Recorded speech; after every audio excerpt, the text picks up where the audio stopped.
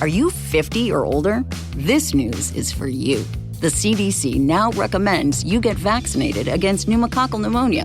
Even if you're healthy, your age puts you at risk. People 50 or older are over 6 times more likely to be hospitalized with pneumococcal pneumonia compared to adults 18 to 49. Just one shot can help protect you. Learn more and schedule at vaxassist.com. That's VAXassist.com. Sponsored by Pfizer. Blog Talk Radio.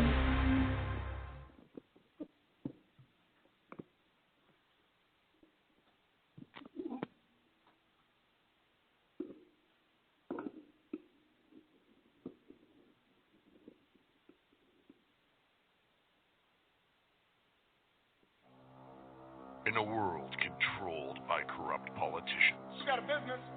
That you didn't build that. A team of ordinary men emerge from the ashes to give voice to the voiceless and hope to the hopeless. Sackhead Sean. Dude, I'm not saying capitalist, stupid bro. Sackhead Clint. All good friends of ours usually show up drunk. Also starring Sacco as the producer. I'm a little bit drunk, 'cause I'm drinking. They are the Sackheads Radio Show. Every Wednesday at 8 p.m. Pacific on shrmedia.com.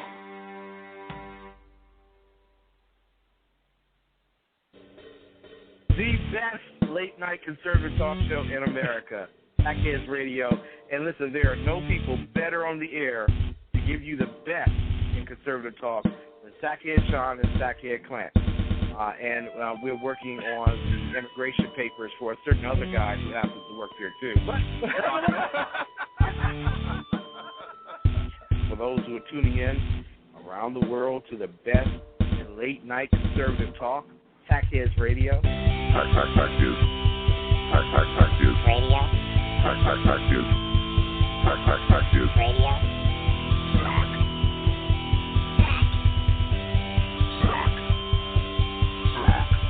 The best late-night conservative talk show in America. In America.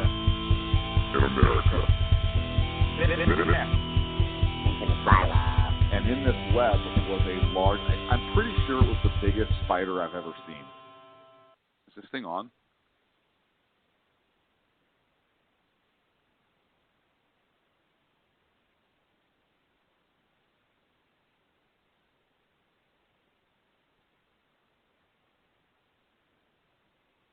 You should be excited. For our latest venture. I'm excited for our latest venture. We have some excellent folks lined up, and we're off Blog Talk. Thank God. Can I say thank God? That's still legal, right? To say on the because we're not on like terrestrial radio waves where we're regulated or anything like that by the FCC, right? Right. Okay, cool. So we can pretty much nail that. What a week. Talk about a good week to come back and do a show. We would have been so hosed if we were unable to do a show this week. With everything it would have been awful. We had way too much to talk about. Sorry, folks. Hey, it's Sackhead Sean here with you. I just introduced you. I know, but about? I was running. You know me. I'm always running around. I can never just be in the seat when I'm supposed to, and that's my fault, really. That's my fault. It is your fault. I let you down, I don't know and if I'm you were sorry. talking over there to me, but you didn't have a microphone in your face. I did not. It's probably going to sound like crap. Probably will. What a great intro to introduce ourselves to the world. That's a great way to do that, Sean. I want to thank you for screwing up our first. We will never have a first like that again, an opportunity, and the whole thing is pretty much just blown. We might as well just scrap the whole idea. Yeah, let's just go home. Let's Shut just it go down. home. Shut it all Let's just down. unincorporate. We'll just. Oh, too much fun. Not really. So we have an excellent show lined up for you. We have a great show. Just kind of do a rundown what we have planned. We have through our pre-production meeting, and we actually signed the notes, which is pretty awesome. We might put those on eBay. Check us out on Twitter at Sackheads. Sackheads. One set of production notes on eBay. We did, and we got like one bid on it. My mom has them framed. They're great. I know. I thought that was so sweet of her to do for us. I mean, it's really nice for her to go that extra mile. Right. I mean, the shipping was more than I think she got the notes for. Yeah, no, it cost her $22. I know, and 21 of it was for shipping. I don't know why she wanted it overnighted. That was just weird. But everyone does their own thing, and I'm not a meanie. So the funny thing is, she called and said, "Hey, can I have those notes?" I was like, "No." Can you have these notes? Running a business here. We're making money off this. Yeah, I'm a capitalist. So let me What overnight are you, a this mother? to you, Mom. That's kind of the only way we do it. I know, right? Happy Mother's Day. I'll buy you flowers and get my production notes. I'm going to get so much hate mail on that. You are, as always. I'm used to it, though. You're used to it. We're all used to it. So tonight's show, I'd like to talk about, briefly in a little bit, the Supreme Court's decision on public prayer for opening of council meetings. We have a lot on Benghazi tonight. The Benghazi report, Boner's response, the White House response, special committee. I want to get into Lerner was voted in contempt of Congress. Yeah, that was fun, isn't it? Absolutely. And also, if we have time, hopefully we'll have time, get into the Federal Election Committee's remarks on regulating media. That was interesting, and how that idea is very much alive. So, full show. It's going to be jam-packed, but let's talk a little bit about our network. We have a new show that we're introducing tomorrow. We do. We do have a new show that we're introducing tomorrow. And by we, I mean we're introducing it. But do you want to talk about it? Yeah, I'd love to talk about it. Actually, so I'm kind of doing a new show, and I thought it'd be, we do politics every week. We have fun with it, and I love this show, and I would never absolutely step away, But I wanted to do something different. And you know me, I like to do kind of guy stuff, quote unquote, guy stuff. And I thought, all this demasculation that goes on in the society, the fact that men are constantly put down and just kind of pushed aside and all that stuff, we have to do something to offset that. And I thought, why do you hate women? See, and that's exactly what I was afraid of, because I know people are going to go that route. Immediately is, this is an anti-woman show. No. Women can join. Women can participate. Women can hang out and have a blast with us. I have no problem with that. As long as they don't call in. They can absolutely call in. That's not what you were talking about with... Stop it. But I just want to kind of do stuff that's just guy stuff. And guns, fishing, hunting, all that good stuff, things that guys just enjoy doing. Cars, beer, whiskey, you name it, and we're going to talk about it over the next couple of weeks. And I think it's going to be a lot of fun. So I'm calling it Mannerisms because I thought that was just kind of a cool name. It was a play on words. It was actually a woman that suggested that to me, which is kind of really funny because I thought it was great to get help because I was stuck on a name. I knew what I wanted to do for the show, but I was coming up with the name. And, names are kind of... it's not as easy as it looks, I'll tell you what. So I threw it around, and my wife said to me, she's like, why don't you do Mannerisms? She's like, it's kind of guy stuff. It's kind of like a double meaning, and I think it'll be cool. So, damn it, I did it. And I'm going to be launching tomorrow at noon here, PST, Pacific Standard Time. And, tomorrow's going to be kind of an intro show and hodgepodge. We're going to be hashtagging man card a lot to make sure that people have their man card. And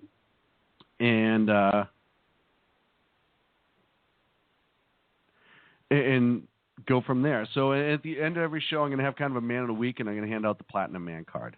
And is it real platinum? No, it's absolutely fake platinum. So it's a faux platinum man It's faux card. platinum. Okay, don't forget to say that. Somebody will sue. So I'm looking forward to it tomorrow. And it'll be, like I said, it'll be a lot of fun. Tomorrow's just kind of the kickoff show. We're just going to kind of bounce around, talk about the show a little bit and what we have coming down the line. Excellent. And it's a nice little twist for the show. But, just to remind folks, we are still a primary political talk. Yeah, absolutely. Network. Absolutely, so primary political talk you'll network. Get your but we're going to have a couple little light things in there just to kind of, we need a break from politics every once in a while because it's just inundating in this country. So that's kind of my idea on one of the reasons why I want to do the show on the network is to get that little bit of a political break once a week in the afternoon. And the board voted to approve that, which was... Awesome. and you know, I'm already getting in the chat room. Mary said I'm going to be women bashing, and Southern Sense said man things. But I don't mean that women can't do them, but it's just things that guys love to do as well. And I can't speak from a woman's perspective. I can't go on the air and say this is what women love to do.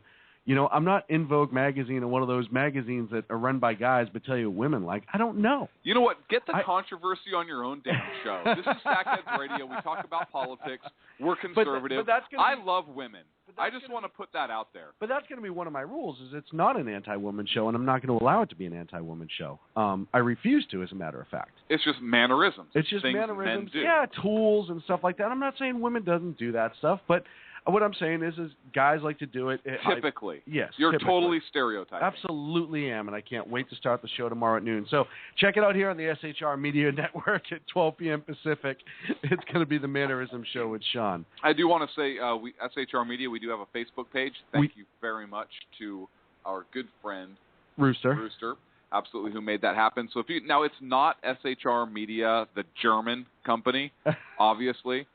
Because it does exist out there in the international world. But it is SHR Media. We have a little Patriot logo. And Rooster did an outstanding job on that. If you go to our website, so shrmedia.com, I think the link is on there. So thanks, just wanted to make Rooster, it easy on for you. that. And if you can like it, we want to get folks out there hitting the like button on that page. We'd really appreciate it. Tell your friends. This is going to be a fun adventure, and I want to thank you all for getting in here on the ground floor with us. I did wear my infidel hat. You are today. an infidel, so I appreciate that. It does say infidel in English as well as in Arabic underneath it with the cross swords, cross cutlasses, and skull on the back. So I've been wearing that today, particularly in light of the Benghazi discussions we're going. You wear that a lot, which I absolutely. What's great is when I wear it out in public. And there's a certain population that will look at me sideways, but they won't say anything. Why? I don't know. You know, I'm one of those people. Mean. If I've been told I've been told that I have a stern look. Ugly. And stern means ugly. Right. Yes. So I've been told that I have a very ugly, stern look, which is bizarre to me. But nobody ever says anything. You know, that might be a hat that we have to pick up in the store later on. I think that would be a good hat at some point that we have to start selling. I'm pretty sure it's the market's cornered on that particular hat. No, it's not. It's not? No. Okay. Nope, it's absolutely not. So we're looking forward to that. That'll be a lot of fun, I think. It'll be a lot of fun answering that lawsuit. So... and of course, check out everything on sackheadsradio.com. Thank you for those who joined us in the chat room. If you want to get in touch with us this evening, we're going to do it the easiest way. We're going to throw out the old phone number for tonight, 347-205-9399. We will simulcast, until our PTR subscription comes out. I'm not opening up the chat. It's just another way for people to get us. So if you listen to it on BTR, go to shrmedia.com and join us over there. We're not chatting on BTR anymore. We're not. We're not doing anything on BTR but open it up. So and on Live 365, you listen to us, you click on it, boom, open up the player and go from there and favorite us, preset us on the player. Help us out a little bit. We're trying to bring you good stuff. We have more and more stuff coming. So absolutely, we're pretty excited about it. Let's get into business. Let's get down to business and what we do best. We've done a big commercial for us. Well, there's some news on what's happening with us. The Supreme Court came out with a ruling on Monday, and the ruling was published, indicating that saying an opening prayer at city council meetings is in fact constitutional. Really? Yes. So do I? So what they said is, hey, local officials have the right to open a town or a city council meeting with prayer, stating that it does not violate the Constitution, even if the prayers are Christian in nature. It was a 5-4 split decision, and they indicated that the content of the prayers was not the sticking point, as long as the officials make a good faith effort to be inclusive of other folks. And the lawsuit came as a result of the town of Greece, New York. Greece spelled like the country, not Greece like the stuff you cook with. Oh, because I was thinking the stuff you cook with in particular. Right. I was thinking I was going to make a bunch of jokes there, but go ahead. Right. Growing up an Irish boy, forget it. So in its opinion, the court said, quote, the prayer opportunity in this case must be evaluated against the backdrop of historical practice. As a practice that has long endured, legislative prayer has become part of our heritage and tradition, part of our expressive idiom, similar to the Pledge of Allegiance, inaugural prayer, or the recitation of God Save the United States and this honorable court at the opening of this court sessions. And that kind of struck me in the opinion, because I thought, wow, the Supreme Court does say, hey, God Save the United States and this honorable court at the opening of sessions. So if the court ruled practice was unconstitutional for the city council meeting, would they then have to change their own openings? What a weird... It would open the discussion. Right? That's almost right? like, yeah, that's almost like having to rule on yourself. Absolutely. And so I read that part of the opinion, and I said, that's kind of funny, and that makes sense why because they don't want to change their old habits die hard sometimes. You know what I mean? And look, I had a conversation with somebody who tends to lean. I love Iggy's mom in the chat room. What's that? Her comment on this, it was two bitchy women that brought the lawsuit. Why do you hate women? Apparently, yeah. Come on, Iggy's mom. Let's go. Be more sensitive, would you? That comment Can you please be more sensitive? That comment needs to be reserved for a show such as Mannerisms. Yeah, please. Come tomorrow. Come tomorrow and we can talk about it all. No, God, you guys are blowing me up already. Real good. Hey. I know. So, I had a discussion with somebody that leans a little bit more to the left than I do by a lot. And they said, well, it's that whole separation of church and state thing in the Constitution. I hate that. Where is it? So that's what I said. I said, hey, so I carry around a pocket Constitution with me fairly often. And I said, hey, here you go. Do me a favor. Here's the Constitution of the United States. And I believe the Articles of Confederation and the Declaration of Independence are also in there. Show me where it says there's a separation of church and state. I would love to see it. I would absolutely just love to see it. Please educate me. And so they couldn't find it. So then I had to explain the whole thing about part of Jefferson's letter and, what Jefferson really believed and some of the other things Jefferson had to say on God and religion. And it was really interesting. And then at what point they really had no argument whatsoever. And I said, hey, there was even a moment that talked about the whole, I can hear a prayer from any man of piety, for I am not a bigot, or something of that nature, that was said during what was it, I believe, the opening session of during the founding of our country. My mind is like I have a billion things going on right now, so forgive me. But I refuse to. You refuse to forgive me. I shall hold you responsible. You sound like so many other people in my life.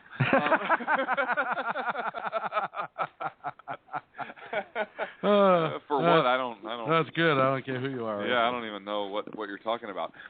So after that little educational opportunity is what I love to call it. It kind of sunk in. So I think it's absolutely the correct ruling. Look, from the founding of our country, there has been prayer said at the federal level and even at the town level. It's absolutely the correct decision for the Supreme Court to make. That we are not supposed to be a country devoid of religion. And as a matter of fact, you read the Northwest Ordinance, one of our organic documents of our country, and it talks about the importance of religion and public education, which is a completely different discussion. Mm-hmm. So I was pleased to see that the court ruled favorable in this. Of course, there was a dissent. Justice Kennedy wrote for the majority, and again, his big thing was, hey, this is keeping with the nation's traditions. But guess who wrote the dissent? You're right, Justice Kagan. Oh, okay. Elena Kagan. And what she said... What? Nothing. Go ahead. What did you think of something funny? Because I don't know what I said. So what Kegel lady said is, quote, Greece's town meetings involve participation by ordinary citizens, and the invocations given were predominantly sectarian in content, in essence. Okay. they're not forcing people to be that religion. They're No. not saying that you have to be Christian to listen to this prayer. Well, they're choosing to open with prayer. You know, it's almost one of those things, and I'm starting to really get sick of, you know, people. Well, especially with Supreme Court, but a lot on the left. You know, it's kind of one of those things that at some point you have to just accept the fact that it's not right versus always trying to appease the master. I think the Supreme Court does this to a point where they're just trying to make everybody happy, and you know, we have to dissent because we are the we're the dissenters and we're the liberals, and we have to say, oh, you're free from this, you're free from that, and it's all BS. You know, it's okay. The Constitution allows it. Everyone allows it. If that was a unanimous vote, I still would have been okay with it. You know, I would have been more okay with it instead of having to send this crap down of, well, blah, blah, blah, blah, blah, blah. Yeah, we know. You're for the other side. We get it. But you don't always have to be a shill. And I say that to both sides on different rulings. So it just annoys me after a while. Well, you would be happy to know that the whole Massachusetts played a huge role in the birth of our country. The establishment. Well, yeah, obviously, in the establishment of religion. Did you know that Massachusetts was the last state to officially end the establishment of religion by a particular state when they prohibited it in 1833? Really? Yeah, the last state to officially end the establishment of like a state religion. So when our country was founded, there was there were certain states that actually had a state religion. They were, again, it wasn't forced, but it was like an official religion for the state. And the First Amendment says the Congress. Red Sox? Yes. Well, that's what it is now. That's what it transferred into. That's what it transferred into. But they said, hey, Congress shall make no law respecting blah, blah, blah. But the Continental Congress, when they wanted to open it with a prayer, it was Samuel Adams.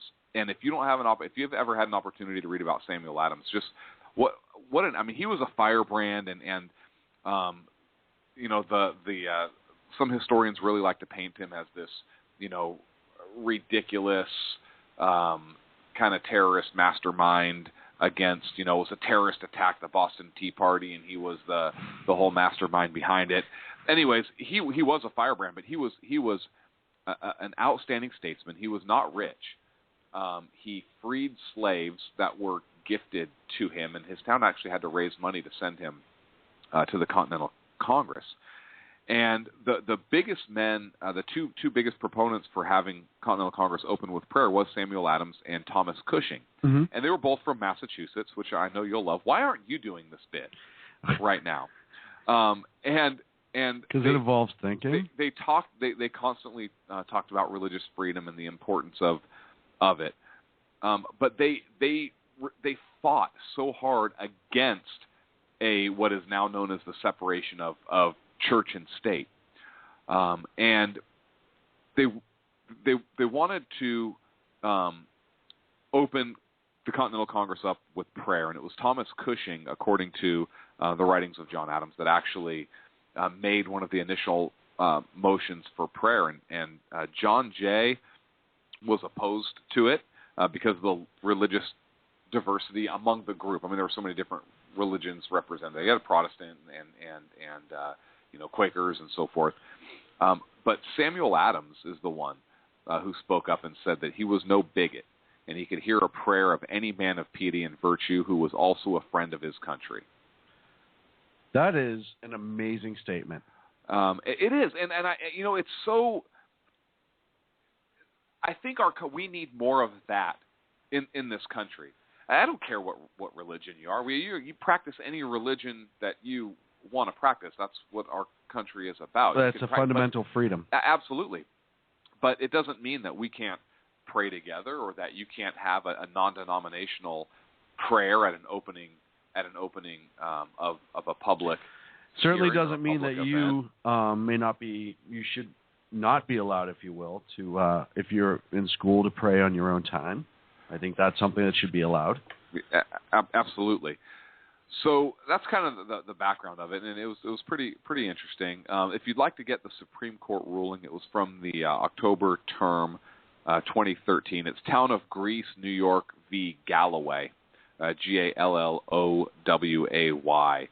and it came to the U.S. Supreme Court from the Second Circuit Court of Appeals. So you can Google that opinion. It's pretty interesting opinion to read. What's even more interesting is that it was a 5-4 split. That's not only interesting, but it's very scary to me. How much closer it's getting? Yeah, that it's actually that close, and that there are 4 Supreme Court justices on the bench that have either zero understanding of at all the history of this, right, or they have an understanding of it. But refuse to follow it? But they refuse. Yeah, exactly. They refuse to follow it or recognize it. Pardon. And as a result, they are, in fact, twisting the original intent of the Constitution and our founding principles. And we've talked about this for political purposes. We've talked about this so much with other rulings. We've talked about this, how much of it is politically based, how much of it is, pushing your beliefs from the bench versus ruling on what the actual constitutionality is on something. And I have such an issue, and on both sides, really. I would get mad if and we have gotten mad, but if a conservative said something that was not constitutional, and they ruled for something that had no constitutional basis for it, just because it's a quote-unquote conservative value. And I'm making up the value. I'm not setting anything specifically. Okay. But I would get just as mad at that because it's not your job to push a left or right agenda. It's your job to decide constitutional or not. But even was that really their original role? I mean, their job is to they're supposed to look at something and apply it not with today's lenses, but to look at it as what the original intent was. Right. And there are so many people on the Supreme Court that fail to do that. Now on the Supreme Court, on any court, there's 4 obviously on the Supreme Court that fail to do that, and it's scary to me. And I wish there was some way to hold them accountable. I mean, I suppose there's always if they make a ruling that, in theory, the people don't like, then Congress can just pass a law, whatever it is, amend the Constitution, I guess, if it really goes that far. But I wrote a paper in college that, in my opinion, the most powerful branch of government was the Supreme Court, because they really have the power to overrule the everything. Yeah, the legislative branch as well as the executive, and who overrules them. I guess in theory they can make a ruling and Congress can just pass a law and the president can sign it, but ultimately they can say, that law's no good also. Or say, that law is good even when it shouldn't be Obamacare. What is a law? That's a good point. Enough out of you. Sacco all of a sudden wants to pipe up and give me a hard time in the middle of the show, huh? The guy who comes in drunk all the time because he's been drinking. I mean, we heard him at the opening of the show. So I'm drinking. So thank you so much. We're up against a break, and when we come back, we are going to talk about the Benghazi bonanza. Hey, before we go to a break, I do want to make our listeners aware of a nonprofit. It's called Terra Nova, Terra Nova, Nova, and they are a nonprofit group, and they have certified counselors for alcohol and drug counselors. They work a lot with children. They're a nonprofit organization for therapy and family services. They are hosting an event, and their event is going to be on Saturday, May 17th from 10 a.m. to 2 p.m. The location is in Citrus Heights, California, at 5750 Sunrise Boulevard. Again, they are a nonprofit. They're not asking for donations, but obviously it does help them. They have a limited budget, and they're set for specific things. Their website is www.terranova.org. terranovacounseling.org, terranovacounseling.org. There is a link there with how to donate. If you're in the Sacramento, Citrus Heights area, feel free to go by. There's going to be family fun, a free event for the community. There's going to be food for free. There's going to be prizes and so forth. So it should be a good event. They're a friend of ours, so absolutely help them out. Yep. Please, Yep. please help them out. out. Just like, listen, we sit here and talk about the economy all the time, and there's a ton of great nonprofits like that out there that are really doing really good work. And really, it's not political. It's not politically charged at all. This is a counseling services, and they specialize with working with children and so forth. So this isn't a political issue at all. Just a local nonprofit that we thought we'd give a shout out for. Excellent. Well, thank you so much. I truly appreciate it. We're going to be back here at 3 on the Sackheads Radio Show. You're going to get the old commercials till next week. Deal with it. Just till next week. Hey, Clint, what's the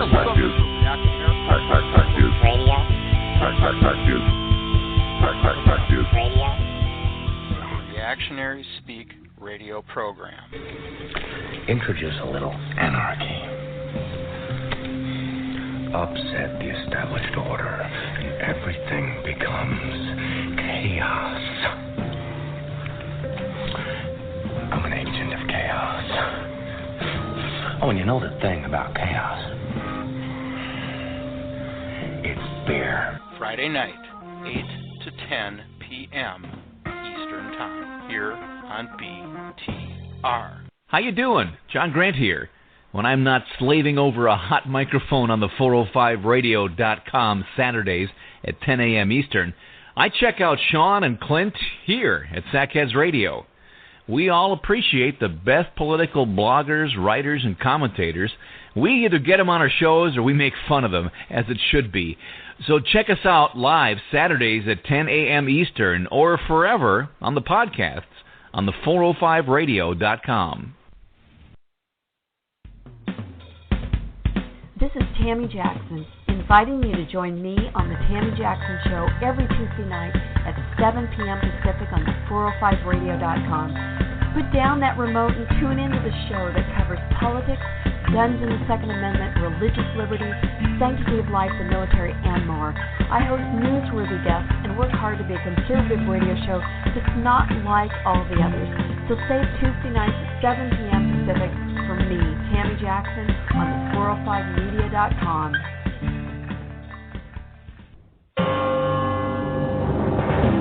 Hello, I'm Paul, a student at Hillsdale College. Here is my professor, Dr. Larry Arnn, on the separation of church and state. America's founders believed in the separation of church and state, in that the country was not to have an official religion or an official sect. But that did not mean that government was to be hostile to religion, or even indifferent to religion, as many today argue. In fact, America's founding document, the Declaration of Independence, includes both a reference to God as the author of the laws of nature and a confident assertion that human beings are endowed by their Creator with certain inalienable rights. Far from being hostile or indifferent to religion, America's founders understood the theology of the Declaration to be an essential part of the education of citizens. This Constitution Minute was brought to you by Hillsdale College. To join the national conversation on the Constitution, go to constitutionminute.org.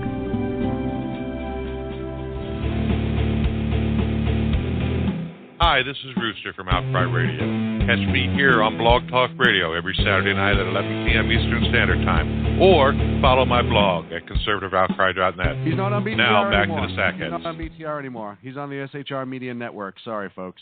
You need to get new commercials. I know. I'm going to. Wait, so what's a LAR? Goose. What's a LAR? What is a LAR? I want to thank Sacco for doing the sound production on the movie promo, if you will, that I ran at the beginning of the show, because he did just an awesome job on that, as he always does. Hey, if you have a chance during the breaks or even while we're talking, if you can do two things at once, I can't, but I'm sure there are plenty of women in our chat room that are able to, because women can do two things at once better than I can. And go to shrmedia.com and read some of the blogs that are on there. Dr. Arrington has been posting like crazy. His latest one is America Needs Leaders with Courage. It's right at the top of the page. Check it out, read it, comment on it, share it with all your friends. love it like we do, and I really, really appreciate it. Moving on. I know. Ken's go ahead. You can move on. Ken's giving you all the support in the world. .org. Go ahead. Yeah, go ahead. Your friends. I like how you say move on. I think you are a liberal plant. No. Because you like to detract from the clear conservative one, which would be me, and like to talk about... they couldn't see eye rolls? Talk about move Saka, on. let's get a video camera in here so we can see eye rolls. I think you just gave a backdoor plug to a liberal progressive organization. You said moveon.org. No. I never said... Play it back. No, don't play I it back. never said... No, don't. Let's not get into playbacks yet. Together. We haven't got to that yet, and I don't absolutely need. We need a cough button. I've decided we need a cough button. We do need a cough button. I'll tell you why. My allergies in this valley are awful. I know, absolutely mine too. Awful. I'm sitting here. I got tears in my eyes because I have to stare at you, and then because of the allergies, it's a lot happened in Benghazi. Like how I did that. Speaking of tears in our eyes. Speaking of tears in our eyes. And being allergic to bull crap, Benghazi. A lot's happened this week in Benghazi. Do we have audio of Tommy Vidor? Does he not sound like he should be on Sprockets with Dieter? Sprockets. And this is my friend Tommy Vidor. Now it's time on Sprockets when we dance. I do. We're gonna have 2 long clips on Benghazi, but both are worth listening to. And I'm going to tell you about a Facebook post I did too. But let's listen to Tommy, and he's on with Brett Baer on Fox News. A reasonable individual testified today, Brigadier General Lovell. He's a one-star general. He's well respected because he's served the country very well. This is what he said today.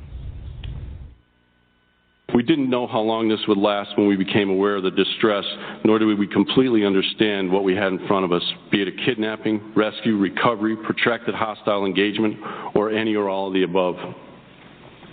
But what we did know quite early on was that this was a hostile action. This was no demonstration gone terribly awry. To the point of what happened, the facts led to the conclusion of a terrorist attack. He says they knew right away. Yeah, well, as I said earlier, this notion that a peaceful protest erupted and turned into something else was wrong. And we got that wrong, the intelligence community got that wrong, and that's been corrected. Here's a guy who was watching real-time monitoring. He's the head of intelligence for AFRICOM. Sure. He is watching real-time, sending this up the chain.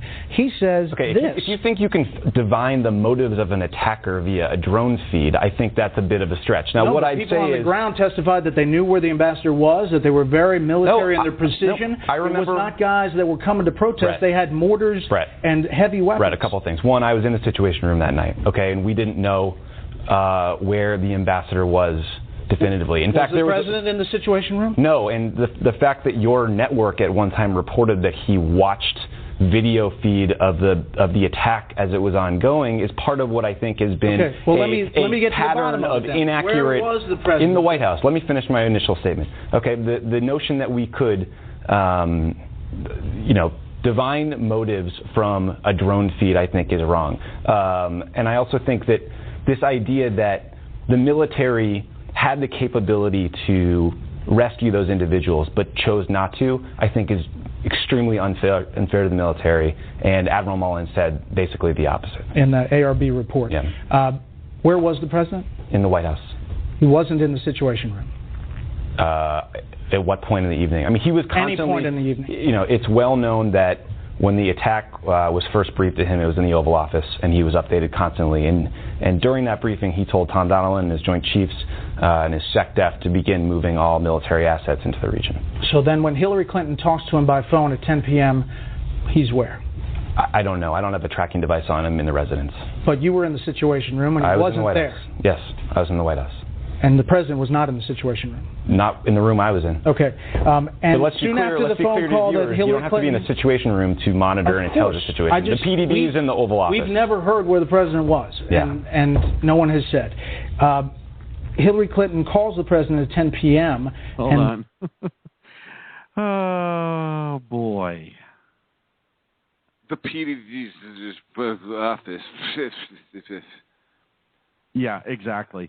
You want to talk about... He was a little condescending a couple times in that. Well, yeah, he worked for the Obama administration, and Brett Baer is a member of the media that doesn't always agree with him. Here's where this is coming from, and here's why Tommy Vidor is being interviewed by Brett Baer. This happened on Friday, May 2nd, and I believe is when that interview took place, if I'm not mistaken, on Fox News.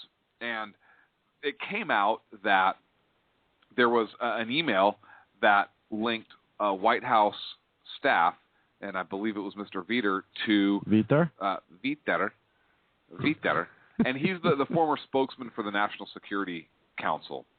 And there was emails that linked the White House, and maybe it wasn't him, I could be wrong on that, to Susan Rice, the former UN ambassador, yes, who went out on the Sunday talk show circuit about the September 11th, 2012 attacks and pushed the lies on the consulate and pushed the narrative. So these emails came out. The White House, do you remember? The White House was saying before, we had nothing to do with it. Made a couple non-substantive changes, right? Like I'm not laughing. Like consulate to diplomatic post or whatever. Right. So, but an email actually came out that showed there was in fact a White House advisor to Susan Rice talking about the talking points prior to her going out, and so that's kind of how all of this kind of starts to go. And now Brett Baer is talking with Tommy Viter, and they're talking about, hey, where was the president? Was the president in the Situation Room? Well, he was in the White House. Well, he was in the White House. Okay. Now, I think Mr. Viter makes a good point in that, the president doesn't have to be in the Situation Room to monitor the situation, and that's accurate. Right. He doesn't. He can monitor from the Oval Office. He can get constant updates while he's in bed. Whatever it is he's doing while he's putting his NCAA bracket together, whatever it is. Super important things. Right. He can get those updates, and I get that. The president doesn't have to be in the Situation Room all the time. However, they made such a big deal about him being in the Situation Room when the bin Laden op was going on. Exactly. And that's the funniest part is, somebody brought that up on Twitter and said, oh, you know what? Bin Laden dying, he wanted to make sure he was in that photo op, but their lapse of security in this attack that they had pre-knowledge of, he didn't want to be anywhere near it. I don't know. I honestly thought that he believed this whole thing would go away. I really do. I think the president just thinks that this whole thing could go away. Well, we'll spin it and spin it and spin it, and it'll go away because the media loves us. That's really what I believe he was thinking. But he should have been in the Situation Room. The presidents typically go to the Situation Room when big things are happening. I believe was George Bush in the Situation Room during 9/11? No, he was talking in Florida. in the school. That's right. He was talking in the school. But I believe presidents, when they're at the White House, typically would go to the Situation Room because everything is right there. People know where to find him. I get that he doesn't have to be. Right. No, I'm not saying that he has to be. What causes me concern is that they seem to be really kind of skirting the issue of where he was. I didn't have a tracking device on him. Well, no kidding, smartass. Are you going to have a tracking? That's why these people don't come on our show, because he would have said something like that. We'd be like, no kidding, jackass. Yeah. We don't expect you to have a shot collar and a tracking device on the President of the United States. As a matter of fact, I think that would be racist. Right. Right. Why? Do you think you own him? What is it you're trying to say, Mr. Viter? I don't understand. But he's so first of all, that's condescending, and you're right. Not only to Brett Baer, but to the president himself. Like, he would have a tracking device on the president. It's ridiculous. No, it's stupid. So, but he makes that comment and really sidesteps the issue, as opposed to saying, hey, you know what? He was in the White House. He was He was between the Oval Office, and he did take time to eat dinner with his family, and then he returned to the Oval Office, or he was in the study. Whatever it is, I don't care, right? Whatever it is, have an answer. I think if they had an answer, people would be like, okay, no big deal. Well, and I love that this guy is right. Right. He was getting constant update. Where was he? Was he in the Situation Room? No. Where was he? He was in the Oval Office some of the time. He did have dinner at one point. He went back to the Oval Office, or he was in the study, or he was in meetings, or okay. Was Mr. Plum in the study? Oh wait. Right. It was right. Different game. That's a different game. It was Colonel Mustard with right. But that's kind of how I feel like this is to them right now, is a little bit of a chess game. Like, oh, put it out that he wasn't in the – well, see, first of all, he wasn't supposed to let that slip, the whole Situation Room thing. I don't think that was supposed to come out. Right. I think that when that did come out and Bear jumped on, he said, whoa, let me finish what I'm saying because I'm hoping you're going to forget that question. Right. And then he pushed on and on and on.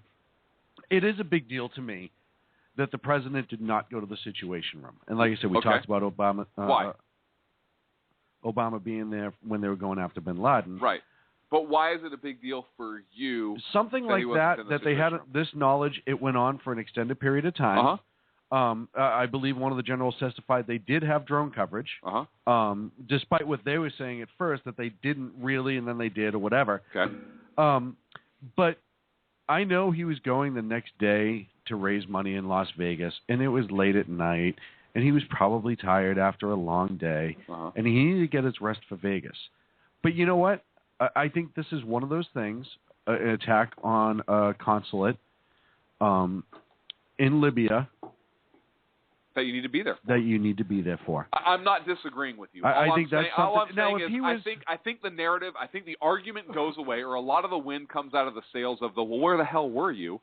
argument. If they would have said, "Listen, perhaps the Situation Room would have been the best place for him." However, he was in the Oval Office. He had dinner. He was in meetings. I mean, but if he does that make sense? If he went there for 5 minutes though, and the Joint Chiefs or whoever was in charge turned around and said, "Hey, you know what, Mr. President? There's not much you can do here right now. X, Y, and at least say that. Hey, he tried to go there and somebody else said no." But like I said, it lasted 8 hours. Right. I think you're saying that I'm saying it's not. No. I'm saying why I expect him to be there. He should. I think that's the best place for him. Yes. However, if they said, "Hey, this is where he was," I'd be like, "Okay, he probably should have been in the Situation Room." But no. I get it, and I think it takes the argument to a lot of like middle of the road people. I think they'd be like, "Yeah, okay, he was still engaged. Maybe he wasn't in the best place he could have been, but he was still engaged." Their whole response now makes it seem like he was, I don't know, banging his secretary, or like he was, like Monica was paying the White House a visit. Right, like weird, right? Like I don't know. She's like, I'm turning 40 soon. I need a surprise. Yeah. Right. I don't know. And the fact that he wasn't, and he said, he was in the Oval Office. Was he there for 8 hours? Was he there until he got on the helicopter before he got on the plane? And that's the thing. No, they're being so. Right. Or did he go to bed? And how do you go to bed when that's happening? He shouldn't. Now, if that's the answer. And that's why I think it hasn't come out. And I know I'm making a suggestion on facts that I don't have. Exactly. But we've learned with this administration, when they don't release certain facts, it's for a reason. It's for a reason. But that's my point. Like emails. That's my point. If there's an explanation for where he was, it takes a lot of that speculation Absolutely out of does. it. But they don't really have it. Nope, they don't. He was in. You know what? He was in the Oval Office almost the entire time. Yeah. Okay. Yeah. Okay. He chose to get. He left to get a snack and take a leak. All right. Well, that's human. I can understand that. Right. Well, he's the president. He should have a catheter in, right? I mean. Right, take it on the go. Yeah, he was on the phone. He was staying out of the way, but he was in the Oval Office on the phone the whole time, listening in, engaged. In the right. There was there's no engagement that we can see. Okay, we have more audio on this. We do. Speaking of emails, so I equated Jay Carney and the administration this week to like a child that never had discipline. No, did you have any more Viter? No, not from Viter. From Viter? No, I get Carney. Coming up. Okay, so the White House kind of responded. Right. So not kind of. The White House. You know what's funny is kind of. Mainstream media has become like the parent who doesn't discipline the child being the White House. Okay. Right. For the longest time, they let them do whatever they want. They never held them accountable. And have you noticed lately that when even they push back a little bit, the administration throws a humongous tantrum. And Carney is usually leading it. So he threw another tantrum. This time it's on Ed Henry, so it's not necessarily MSM per se, but this is just shows you, I think, how scared they are that the truth's not far away. I think Jay Carney lost some credibility. Yes, I really do. I do. I agree with you. Ed, it's your turn. If the email was not about Benghazi, as you said yesterday and say again today, why did the White House turn it over to a conservative group seeking information about Benghazi? You would have to ask the State Department about how they responded to FOIA requests. I would again point you to the fact that, all you have to do is read it, Ed, right? Top line points, goals, that kind of stuff. The only mention of Benghazi in the email is a question about what's your response to a story by the Independent newspaper in the UK that says we had intelligence 48 hours in advance of the attack that was ignored? Not aware of any actionable intelligence was the answer. And then what does it do? It cuts and pastes the same line from the CIA talking points that, again, was what Ambassador Rice used. It's not about Benghazi. Why turn it over in a Benghazi suit? It seems... you would have to ask State Department about their process for responding to FOIA requests. Again, you can just read it and then decide for yourself. As many people have now said and written, like, this is a conspiracy theory in search of a conspiracy. The conservative group comes in and says, we want Benghazi documents. The administration says, this is not a Benghazi document, so we're not turning it over, right? Again, I don't, like, this is a State Department FOIA request response. Yeah, but again, whether it was released Monday or a week ago Monday or whatever, it doesn't change the fundamental facts about the so-called talking points, which, despite great efforts by your news organization and others, have been, proven not to be a conspiracy. Mike Morrell, the deputy director of the CIA, served at the CIA for decades under administrations of both parties. Said that he felt no political influence when he was directing the composition of those points, and it was based on what he believed was the best analysis of what happened at the time.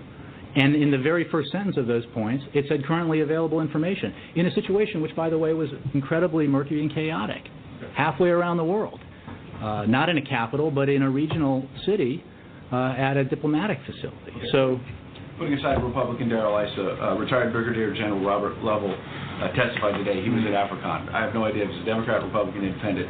Testified under oath that by 3:15 a.m. after the 9/11/2012 attack, they dismissed the video and very quickly identified this as a terror attack. By 3:15 a.m., he testifies under oath. In light of that, why on 9/14, 2.5 days later, was Ben Rhodes writing an email about the general state of affairs, as you say, highlighting the video and not highlighting Kara? Ed, the email was about protests around the region. If you want to tell me today that the protests and then again, a lot of places, but Benghazi was part of it, right? Right, and I would refer you to the CIA-produced talking points on that referred at the time to currently available information suggesting that there were protests outside of the facility in Benghazi inspired by demonstrations outside of Cairo. What inspired those demonstrations outside of our embassy in Cairo? Do you even remember?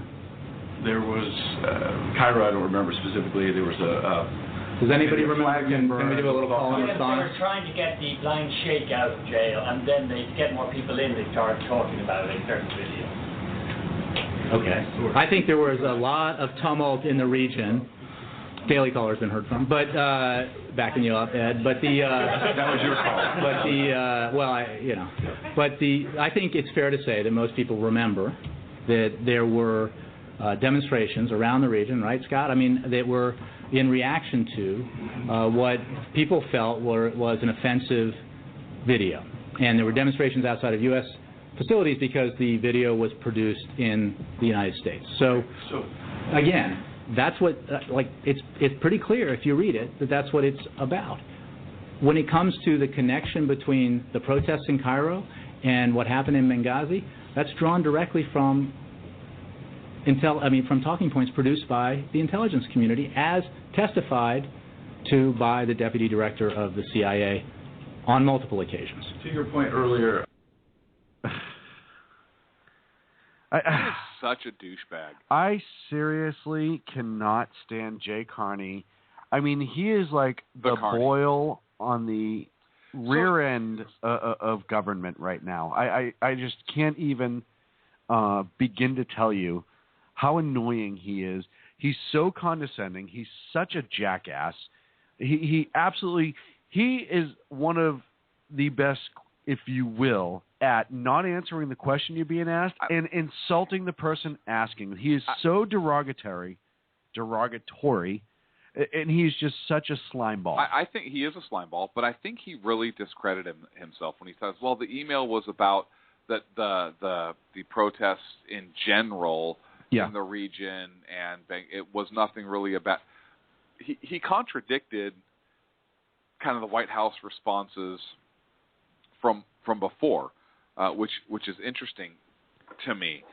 And they talk about these protests and this internet video. And the fact that this was a coordinated attack, well, they were watching it live from AFRICOM, and, well, you can't see from, well, yeah. First of all, you have the Brigadier General from AFRICOM, who's literally turning around and saying, yeah, you know what? It looks like a coordinated attack. Within 4 hours? This looks right. This looks like within 4 hours. A trained group, a coordinated attack. Now, listen, if it was I don't know, somebody from the EPA that happened to be in the room that turned around and was like, hey, this looks like a coordinated attack, okay, that's a little different. When it's a Brigadier General who's assigned to intelligence at AFRICOM, which I believe he was, he damn well knows intelligence versus not. I don't know. He was only a brigadier. Maybe if it was like a major general or a lieutenant general, then maybe. But he was only a brigadier. He only had 1 star on his collar. And one of the questions that still comes out of all this is General Ham, who resigned or was removed, depending on who you want to ask. Right. The night of, because as the stories go, and none of this has been 100% confirmed yet, is he said, we're going. The White House said, no, you're not. And he said, yeah, we're still going, and he was relieved of his command immediately. Uh-huh. So that kind of does play into what this Brigadier General is talking is, hey, everybody knew, we were telling people within an hour or two what was going on. And they still didn't dispatch, even if it was a shot in the dark and they said, hey, the closest thing we have is 4 hours by air. We have to get something up and at least try. We need to be on the ground as soon as possible to start the recovery. We need to do whatever we can to get our people back. This is tumultuous. We need boots on the ground. Get them in the air right now. And if they're there and this is all over, then they can help secure it's still our consulate that needs securing. And it's still our protected documents inside that need to be secured as well. And we'll be able to do that and hopefully start recovery effort. All of this comes to the fact that it was an election. They didn't want this to happen. Hope wasn't a battle strategy, and it failed. They didn't dispatch. They didn't approach, and then they tried to lie about it. Meanwhile, 4 Americans died. I know everyone says, oh, there were other consulates attacks under Bush. Why isn't anyone upset about that? This is the lie after the fact. We've talked about this before. Well, and the fact that it's still ongoing. Right, they were covering it up in an election year. He was in the middle of a hotly contested presidential race. He didn't want to lose it, and that's why this is a big deal. Yeah, this goes well before that. And does this go to crony politics? That's why this was a big deal. You look at when this was, September 2012, and September 11th, 2012. This is right in the heat of the presidential election. And the other thing, too, that and it doesn't if this was a terror attack, it goes completely against the narrative he was running on his re-election. Absolutely goes this against was it. Huge. And despite how many other passes he got on that, because the guy in New York with the propane tank, then the underwear bomber and all that stuff, that's not considered terrorism in their point of view. Right. Fort Hood 1. The fact that this was covered up to gain re-election, I think makes it worse. Absolutely. I think makes it worse. And this is worse than anything. Because the public did not have the truth. They based during the election. They based in part their vote based in part on a lie that we haven't been attacked. He's so awesome that he's done great things with terrorism. And so if people voted based on that lie, in my opinion, that's criminal. That's fraud. Yeah, absolutely, that's fraud, and it's voting fraud. I think he should be impeached for it. Right, I was going to say this is nowhere near. This is you go back to Nixon. Nixon wasn't anywhere near this. He committed a burglary. Yeah, Nixon was essentially, essentially, in my opinion, jaywalking, and these guys are doing something 10 times worse. So he committed a burglary, right, or was responsible, complicit in a burglary. This guy was complicit in the homicide of 4 Americans. Right, and the lies that covered it up. The lies that covered it up. That's the true tragedy here. And now listen, Trey Gowdy, and I don't know if he's going to get anywhere. John Boner finally found his what's the word We're I'm up looking against for? The break right now. Before his boner. He found his boner. And we've moved on, and we're going to talk about that on the other side of the break. So 347-205-9399 is still the phone number for the time being. It's not going to be there forever. And we'll be back in 3 here on the Sackheads Radio Show.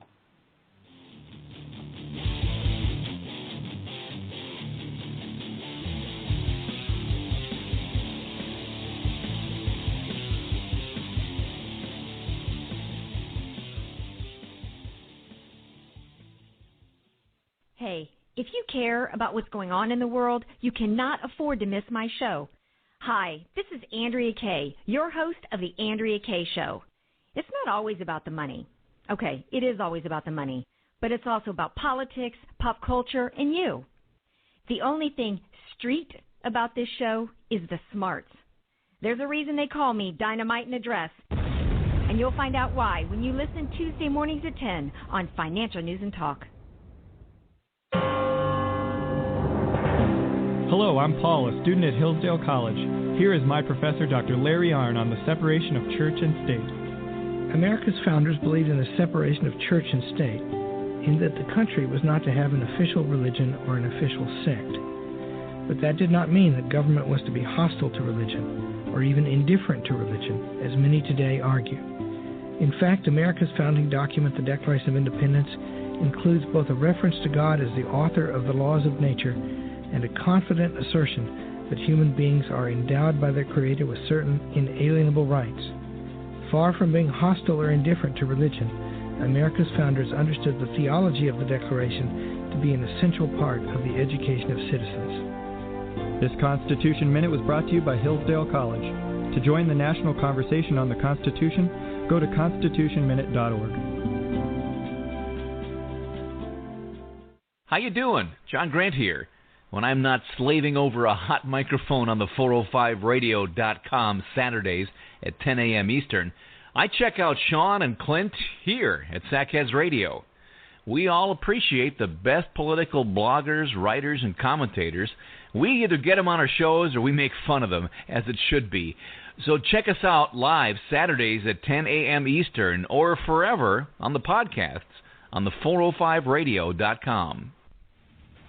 Hey folks, it's Sean from Sackheads Radio. As a native Bostonian, my heart broke on April 15, 2013, watching those horrendous attacks at the Boston Marathon. Now there's a way that you can help. Go to onefundboston.org, onefundboston.org, where you can donate to help the victims and families from this awful attack. Onefundboston.org, all the proceeds will go directly to the victims' family. Thank you very much from Sackheads Radio.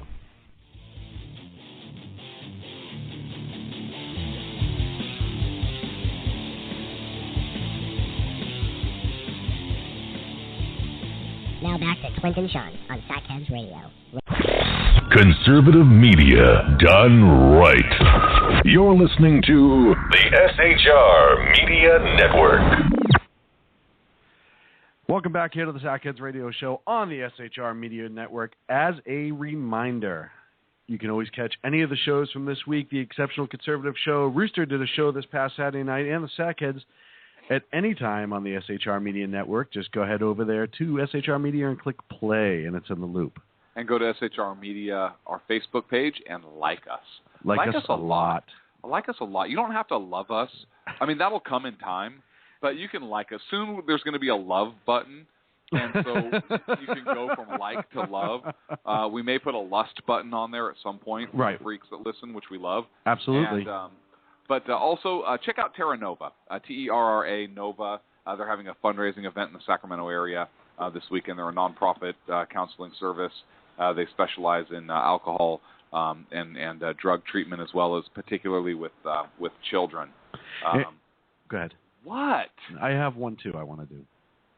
Okay, why are you interrupting me right now? I thought you were done. So I'm sorry. Rude. I know. That is so rude. We could have a talking stick. We do it. It's called a microphone stand. Oh, that's and right. I'm using it right now, clearly. So check out Terra Nova and their event that is happening on Sunday, May 17th from 10 a.m. to 2 p.m. There's going to be food. There's going to be prizes. It's at 5750 Sunrise Boulevard. If you can't come out and join them, check out their webpage if you are so inclined, because they are a nonprofit. you can. There's an area to donate there. So, sir, now I turn the microphone stand, aka talking stick, over to me. you. I have a talking stick too, but I usually have to tie a string to it and make it move. And you're gross. There's another nonprofit out there too that that really does some great work, and it's the Juvenile Diabetes Research Foundation, JDRF.org. My very young nephew, who I believe was 11, was diagnosed with type 1 diabetes, and the Juvenile Diabetes Research Foundation and Joslin Clinic in Boston, Joslin Hospital, which is a diabetes-only hospital. Ironic and kind of cool, I guess if you can call it cool, is they pretty much took care of my dad when my dad first came down with diabetes in the 70s, and then my nephew, Ian, who was brought there just a year and a half ago or so, and really set him up, and he's really doing great in managing his diabetes. But it hits at a young age, and unfortunately for my father, it was too late, and diabetes got the best of him, and that was the tragedy there. But they're making great strides, and really diabetes is one of those things that needs to be just eradicated from our way of life. So if you could check them out, jdrf.org, I'd truly appreciate that. I sense a bumper sticker. Diabetes and liberals. Let's eradicate. What do diabetes and liberals have in common? They both need eradicating. Low blood sugar to do the right thing. Hey, so we're not making fun of people with diabetes. Not at all. We're definitely making fun of. We're making fun of liberals and fat kids. Right. So, sorry, Sean. That's all right. I've been fat my whole life. I'm used to it. I know. I love it. So there were a couple of emails that came out to Judicial Watch, who's a watchdog group, and they filed a Freedom of Information Act lawsuit. And this is kind of how this whole thing started coming undone. And in the email stream, which was different, by the way, than the information that was given to the House committee, in that these emails actually showed the name of those involved in the conversation, as opposed to the same emails provided to the House committee did not have the names of those included. But the emails showed that the White House advisor, which was Ben Rhodes, was discussing a preparation call, basically, with Susan Rice, who was the ambassador of the UN at the time. And this took place prior to her going on the Sunday talk show service, when she made the statements she made about, this was because of an anti-Islam video. And Rhodes' emails basically really played up the role of this internet video. And many of the Republican lawmakers said, this is the smoking gun, and blah, blah, blah. But in addition to that email linking the White House, particularly this White House advisor, to the UN ambassador, to Susan Rice, then the discrepancy was seen between the set of emails released to Judicial Watch and the emails released to the House committee. So Boner actually grew a pair, and or found them, uncorked the jar, asked somebody for them. I don't know, but he actually made a two-pronged move. One, he established a special committee to investigate what's going on in with the whole Benghazi thing, but he also allowed Kerry to be subpoenaed to testify. And the State Department has disregarded really the Congress's attempt. So amazing.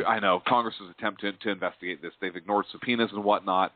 Daryl Issa, the chairman, actually wrote a letter to John Kerry saying, quote, "The State Department's response to the congressional investigation of the Benghazi attack has shown a disturbing disregard for the department's legal obligations to Congress.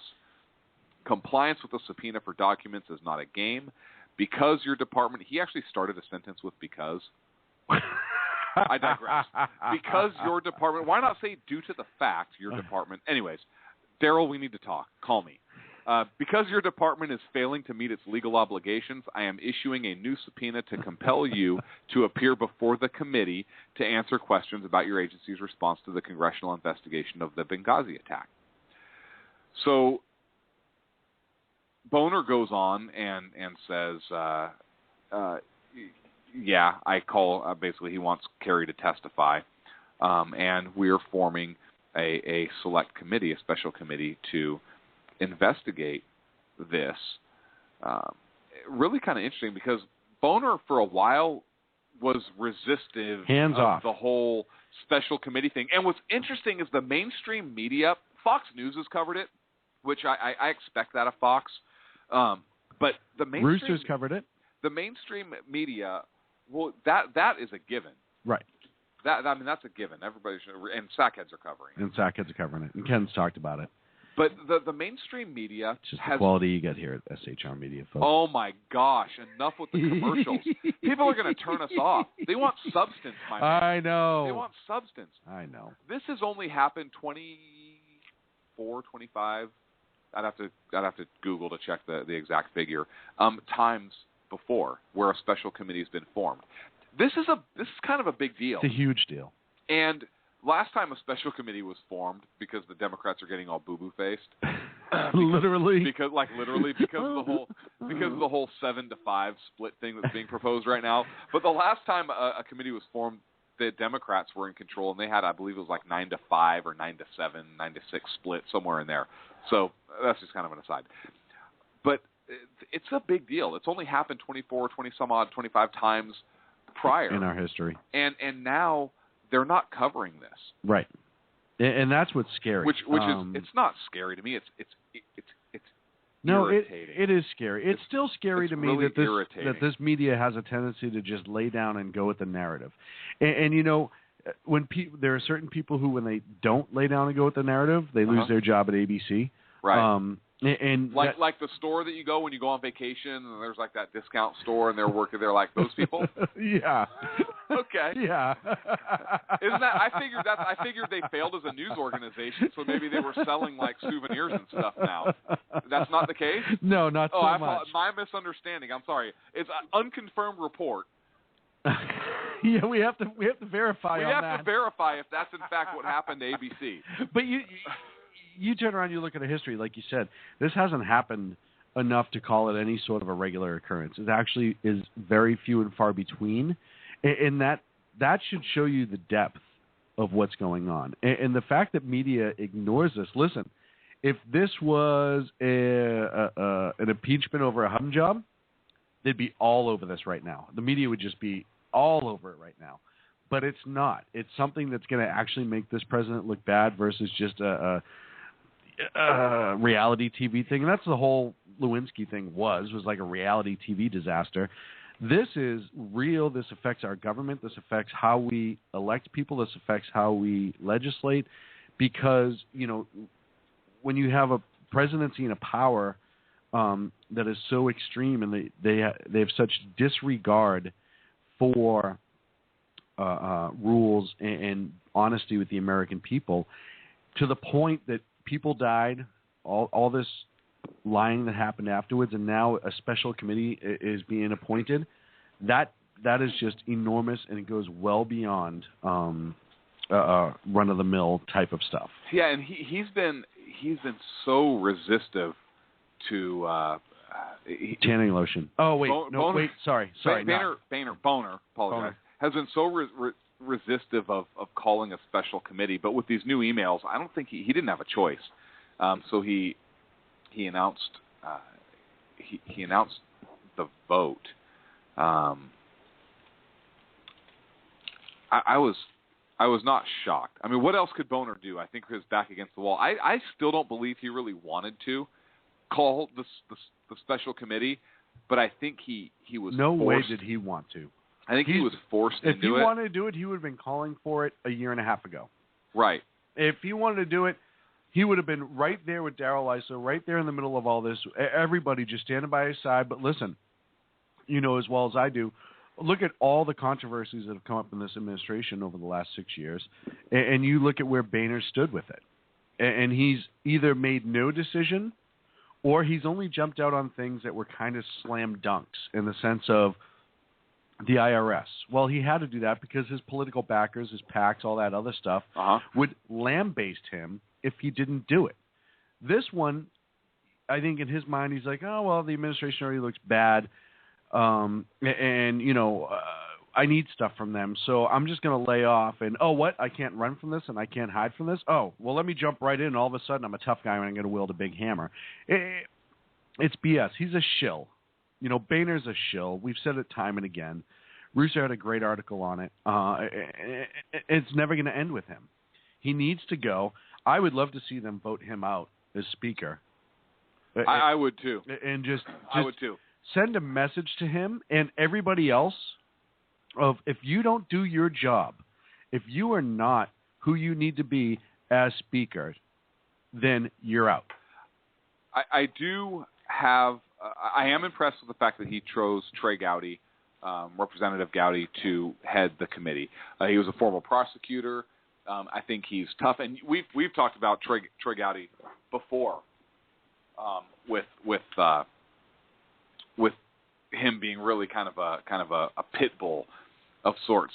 And I think he's very intelligent. I think he asks thought-provoking questions. I think his background as a prosecutor and as an attorney who has spent time in the courtroom prosecuting cases and asking the tough questions, eliciting testimony and incriminating responses, I think that he is going to be a good person to lead this committee. I really hope.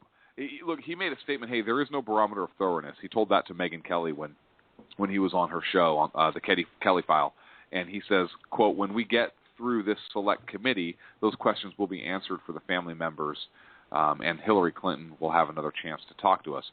He seems to really want to get down to the bottom. He made a statement when he was talking about the committee that he wants to get all of the documents. And he brings up a good point, why are the Democrats so against this special committee? I would think they would want to get all of the facts. What is wrong with getting all of the facts and getting the truth and wanting to get the documents in their entirety? If they've done nothing wrong, right, then why hide it? And look, let the facts, let the chips land where they land. Look, if nothing was inappropriate and the documents show that, good. The Democrats, then Obama can look and point to the Republicans and say, oh, look, they went on this big witch hunt and they investigated it, and there was nothing there. And the Republicans would say, you know what? We didn't go on a witch hunt. 4 Americans died. We did our due diligence to investigate it. There was no impropriety. There was nothing done wrong. We did our job. We cleared the President of the United States. We cleared the White House. We cleared the Secretary of State. And that's the end of it. It would also be a political voting disaster for the Republicans, I think, and the GOP, because the Democrats would paint it. Despite what you just said being 100% accurate, it absolutely would exonerate the left and the administration if all the facts are there and the truth was being told. Right. However, the left would spin that in such a way. They've already tossed the word McCarthyism into this a couple times, and they would just keep going with that. But that's what for makes as long me as they sick can. about our current system, and that's another thing I hate about the two-party system. If we had principled leaders in office, this would not be as big an issue. It would still be an issue, I think, to some degree, because you would still have your little allegiances and so forth, but it wouldn't be as big an issue. Look, why are the parties so afraid of getting at the truth? I am just as interested in clearing any wrongdoing, of clearing anybody of any wrongdoing, as I am of finding impropriety and holding our elected officials accountable. Look, if these emails show that the White House did nothing wrong and the president and this administration and the State Department acted within orthodox and within accepted practices and they were okay, they did everything they could, then great. That's what I want to know. I want to know that the government that is there to respond to these things and to meet its responsibilities and to get help to our ambassadors when they need to, that, hey, they acted appropriately. Okay. There was information that it was part of a protest based on an interview. Okay. They did not edit talking points, and the emails actually showed that they were talking about puppies, and they really think it was an email or a video. Puppies. Okay, yeah, whatever it is. I don't know why that struck me so funny.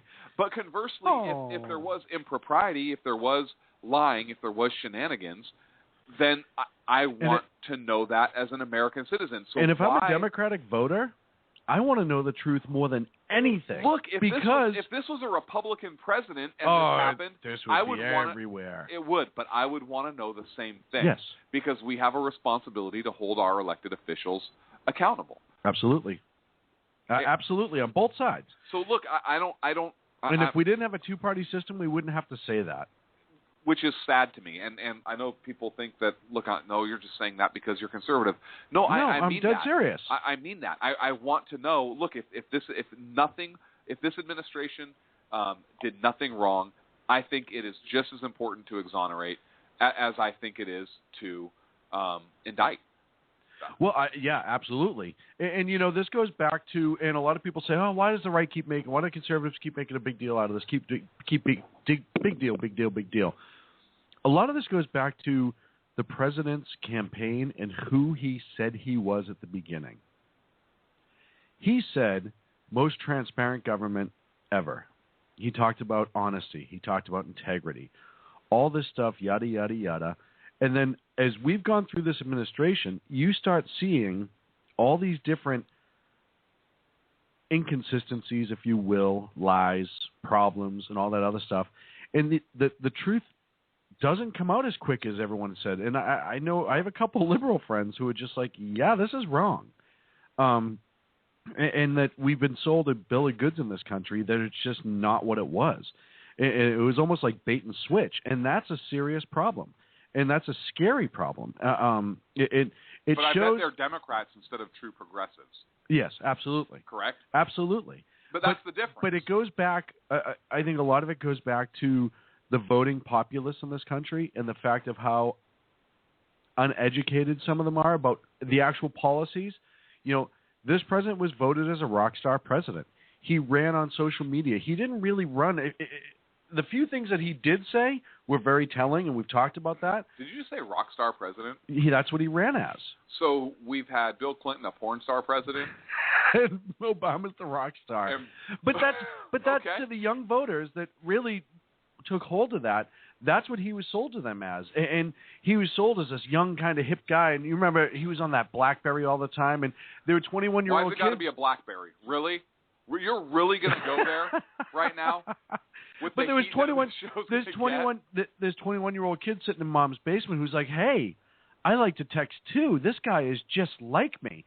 They never asked what his history was. Look, the Democrats found the winning formula. Exactly. Do you remember Bill Clinton with the saxophone? Yes, absolutely.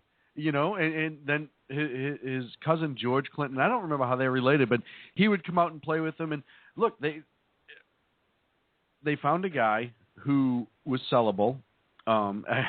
Amazingly, I think it was Harry Reid summed up, I think, what a lot of people who picked him thought in his ridiculously horrible statements that didn't get a lot of play, amazingly. That's weird. And this guy gets elected, and then all of a sudden we realize one of two things. He's either incompetent or he's a complete liar most of the time. And I know that's hard to do, but so – and we can't figure out which one it is because they won't be transparent, the thing he ran on. It's one of two things. He's either completely incompetent or a complete liar. And that's what it comes down to. I don't think he's completely incompetent. I think he is ill-prepared on the international front. I think he's very prepared and knew exactly what he wanted to do on the domestic front. I think he's insidious. Because I believe him when he says he wanted to fundamentally transform the United States of America, and I believe he wants to do that because he doesn't like the America that we have. I don't believe he likes a constitutional republic. Did you say Darth Sidious? Yes. Okay. I didn't say Darth because that sounds like dark, which reminds me of your BlackBerry comment. I don't know why you're being so racially motivated tonight, but President Darth Sidious, I believe, has an agenda. Sean is leaning away from the microphone so hard. He has snot pouring out his nose. It reminded me of the time we were at the bar and you got pepper sprayed. Do you remember that? When you just had snot dripping everywhere because you were laughing so hard at that poor roly-poly little security guard that tried. That was great. That was a great night. That was a great night, and the bubble machine broke. Anyways, I digress. And we could never again go back to Schenectady, New York. So Obama, Darth Sidious, the president, said we have a new Darth Sidious. We have a new character. Darth Sidious. I like it. Can you imagine the hate mail we're getting for that one? Oh, yeah, absolutely. Send it to info@shrmedia.com. Our mailboxes are overfilled, and we had to actually create one, and I'm eventually just going to do hate mail at shrmedia.com, but we haven't gotten around to it. No, because they won't send it to hate mail because people are cowards. But to get back on point, I'm very excited to see what Trey Gowdy does. I really hope the Democrats participate. Yes. Not because I think that needs to happen in order for the committee to be legitimate in the people's eyes. I hope the Democrats participate for this reason. They're elected representatives, and they have a duty. And that duty is to be that check on the executive branch. And if the executive branch has run amok, it is their duty to help check that or to ensure that it's checked. And also, I don't want a committee full of Republicans. I mean, you're going to get 100% vote and big deal. I think that you can still get the truth. I think having all Republicans, you can still get the truth.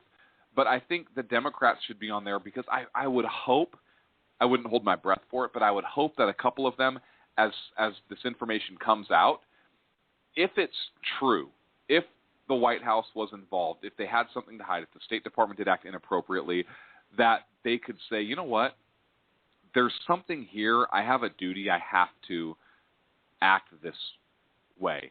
And take that back to their Democrats. Hey, we have a responsibility, and we need to gain credibility with our base because we're getting our butts kicked right now. Or even more important, or more enlightening, to turn around and go, hey, you know what? Now that we're looking into this, it's not just a smokescreen. There is a problem. Well, that's what I meant. Yeah. Or vice versa. If the Republicans, through the Democrats' perspective, the Republicans say, hey, you know what? There's really not anything here. Can you imagine if the Democrats refuse to get involved and the Republican committee comes out and says, hey, you know what? We've investigated this thoroughly, and although the Democrats refused to get involved and to get at the truth, we did. We got at the truth. There's nothing here. We're able to clear and exonerate the President of the United States, and the Democrats had nothing to do with that process. We did this on our own. I think it lends huge credibility to the Republicans. The Democrats are going to try and spin that, of course. Well, they're going to do everything they can to spin that because they have to, because this is such a blemish on them. Mm-hmm. And all these people that stood behind him, and it's going to come out at some point, and it's going to be horrible. Well, potentially. But I really want to see this committee get to the truth. Whatever the truth is, I think that everything is going to come out. And like Troy Gowdy said, in essence, hey, we want to get at everything and let the chips fall where they lie. Is basically what the tone I got from what he was saying, which is key. I mean, and I see that's that federal prosecutor coming out in him. Absolutely. It's hey, let's look at the facts. We're not going to indict. And I think you're going to get an honest look at him. I really do. I think you're going to get an honest look from Trey Gowdy. I believe you will too. That's why he's tough. But I think he's very, very fair. And I think he's going to do the right thing. I was actually very, very happy to hear that. I know it's sad that the shining light in all this is that we had to appoint a special committee, and we have a guy that's really, really good at finding out the truth, because that shouldn't be happening in our country, but it is, and we're lucky to be where we are. We are, and very, very, very, very fortunate. Boner, thank you finally for finding your arse with both hands. Right. And doing the right thing. Thank you for dropping your impotence, Boner. I mean, seriously. Yeah, I mean, seriously, thank you for getting up finally. I mean, and doing something for at least 36 hours. We're up to 36 hours. Yeah, he hasn't been able to get up. We had a 36-hour window for the time to be right, and fortunately, we hit it this time. This segment of the show is brought to you by Cialis.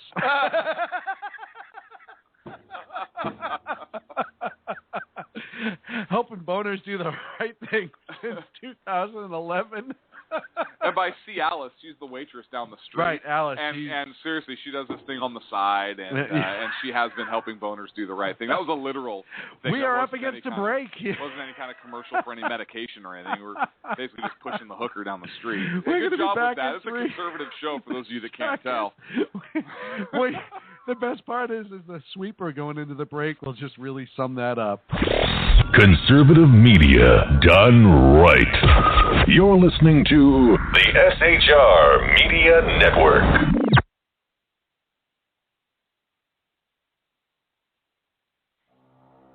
In a world controlled by corrupt politicians, You got a business.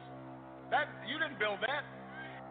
a team of ordinary men emerge from the ashes to give voice to the voiceless and hope to the hopeless. Sackhead Sean, Dude, I'm not saying capitalists stupid, bro. Sackhead Clint, All good friends of ours usually show up drunk. also starring Sacco as the producer. I'm a little bit drunk, 'cause I'm drinking. They are the Sackheads Radio Show. Every Wednesday at 8 p.m. Pacific on SHRmedia.com. Sackheads Radio.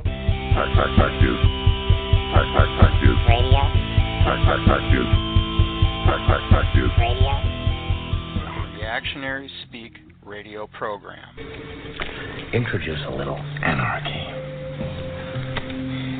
Upset the established order, and everything becomes chaos. I'm an agent of chaos. Oh, and you know the thing about chaos? It's beer. Friday night, 8 to 10 p.m. Eastern Time, here on BTR. How you doing? John Grant here. When I'm not slaving over a hot microphone on the 405radio.com Saturdays at 10 a.m. Eastern, I check out Sean and Clint here at Sackheads Radio. We all appreciate the best political bloggers, writers, and commentators. We either get them on our shows or we make fun of them, as it should be. So check us out live Saturdays at 10 a.m. Eastern or forever on the podcasts on the 405radio.com. This is Tammy Jackson, inviting you to join me on the Tammy Jackson Show every Tuesday night at 7 p.m. Pacific on the 405radio.com. Put down that remote and tune into the show that covers politics, guns and the Second Amendment, religious liberties, sanctity of life, the military, and more. I host newsworthy guests and work hard to be a conservative radio show that's not like all the others. So save Tuesday nights at 7 p.m. Pacific for me, Tammy Jackson, on the 405media.com.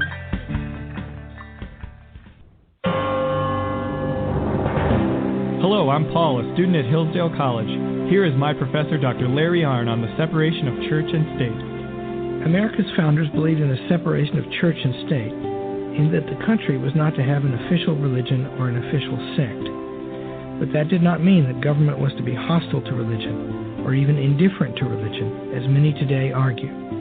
In fact, America's founding document, the Declaration of Independence, includes both a reference to God as the author of the laws of nature and a confident assertion that human beings are endowed by their Creator with certain inalienable rights. Far from being hostile or indifferent to religion, America's founders understood the theology of the Declaration to be an essential part of the education of citizens. This Constitution Minute was brought to you by Hillsdale College. To join the national conversation on the Constitution, go to constitutionminute.org.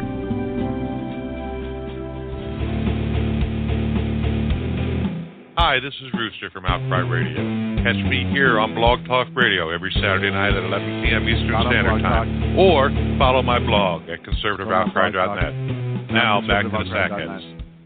He's on the SHR Media Network on Saturday nights, and you can find his blogs on shrmedia.com. Hey, we're back for the last segment here of the Sackheads Radio Show. 347-205-9399. Did you just sing .com? If you want to talk to our good friend Sacco and maybe even get on the air. So there was a House vote There was a House vote. 231 to 187. Oh, that sounds partisan. Was the vote. And they held, the House of Representatives officially held Lois Lerner, sweet Lois, in contempt. Yay! And it was not along partisan lines. It was a bipartisan yes vote. Which is amazing. 6 Democrats voted with the Republicans, with all of the Republicans, to hold Lois Lerner in contempt. Which is very interesting to me, that you had a bipartisan vote to hold her in contempt. I wonder where those 6 Democrats were from. I did not do research to find that out. I didn't do research either. I wish I would have. But basically, her case now is going to be sent to the Justice Department, which is then going to decide whether they're going to prosecute her or not. Let's think if this is going to happen. So Eric Holder, who refused to hold her himself in contempt. Did I see how I did that? Pretty much nailed it. Is he going to hold Lois Lerner in contempt? Well, this is preliminary, and I haven't confirmed it, but allegedly he's already looked over the files and provided some sort of response so far as to whether or not he saw any criminality. We ain't found shit. Now, it's very early. Now, I have an unconfirmed report that may have been a recording of somebody who happened to be passing by while he was right. I have no reviewing idea. The files. I think maybe it's again unconfirmed. I haven't been able. We're to hoping to get more info on that as time Yeah, we're goes trying on. to find it. Like he was in the bathroom or something. Somebody walked by and they asked something, and like he was irritated maybe about being asked the question, and that's kind of what he said. And then somebody said, "Oh, sorry, boss, for even asking." Yeah, I apologize. I was trying to help you. I know. Sorry, sir. It must be cold in here, and then walked You out. don't have to shoot at me. Oh, right. You don't believe in guns. You don't have to look at me all mean. Oh, right. Right. Hey, you know what, Eric Holder? Since you don't believe in guns, I think you should disarm the FBI. Just saying. Just throwing it out there, Chief. Just, hey, sport. Just maybe throwing it out there that you disarm the FBI. I'll tell you what, and you know, I want to call him Sport. Sport. Like to his face. Like I would love to see Eric Holder and be like, hey, Sport. Hey, Chief. little guy. Yeah. Good job, fella. Good and job, then Dad. walk off, just like completely. Oh, and look, Attorney General Holder's here. Handsome, have a seat right here for me, would you? There, good looking. All right. Listen there, little buddy. What's going on with the Lois Lerner? Contempt or not? Yeah. Hey, Chief. So what are we doing here? Well, you know, and I've been thinking about this and whether or not. Now, here's my only issue with this: is we still don't know how far the IRS thing. We have suspicions on how far the IRS thing, but it hasn't been confirmed yet. Mm-hmm.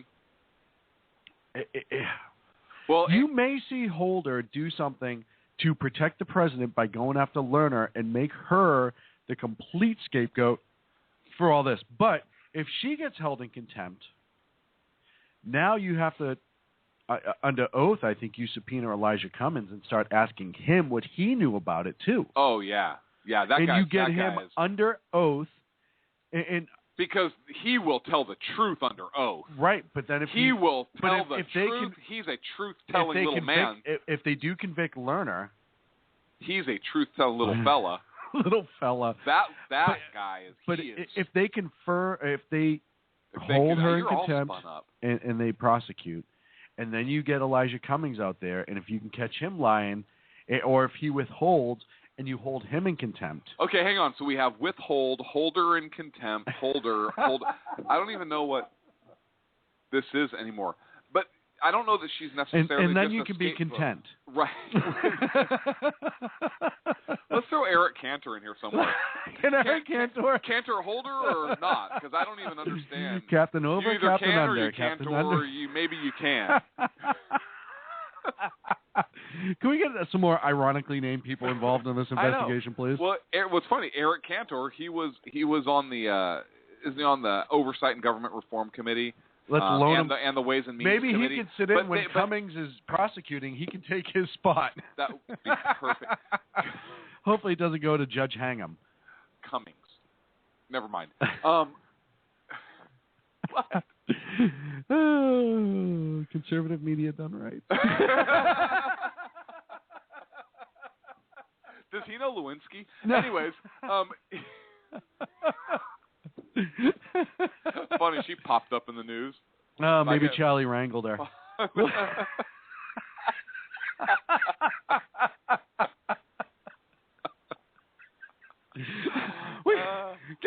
Sacco, give me a list of everyone in the House of Representatives. I want to really start. We're going to write a script.